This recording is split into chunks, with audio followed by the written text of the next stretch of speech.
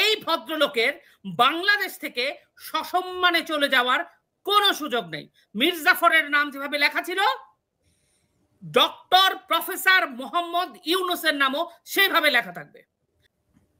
Professor doctor Mohammad Yunus বাংলাদেশের স্বাধীনতাকে, মুক্তিযুদ্ধকে, মুক্তিযুদ্ধের শহীদের তালিকা নিয়ে, মুক্তিযোদ্ধাদের বীরাঙ্গনাদের নিয়ে, মুক্তিযোদ্ধারা আছে তাদেরকে জেলে এবং প্রত্যেকটা মুক্তিযোদ্ধাকে উনি যেভাবে অপমান করেছে, এই ভদ্রলোকের বাংলাদেশ থেকে সসম্মানে চলে যাওয়ার কোনো সুযোগ নেই।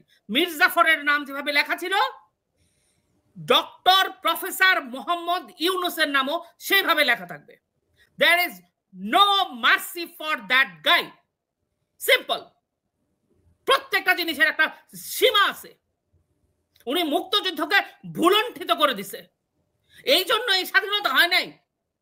এই জন্য বঙ্গবন্ধুকে 32 নম্বরকে সারাটাক্ষণ ওনার প্রেস সচিব বলে 32 নম্বরের সাথে মুক্তিযুদ্ধের কোনো সম্পর্ক নাই।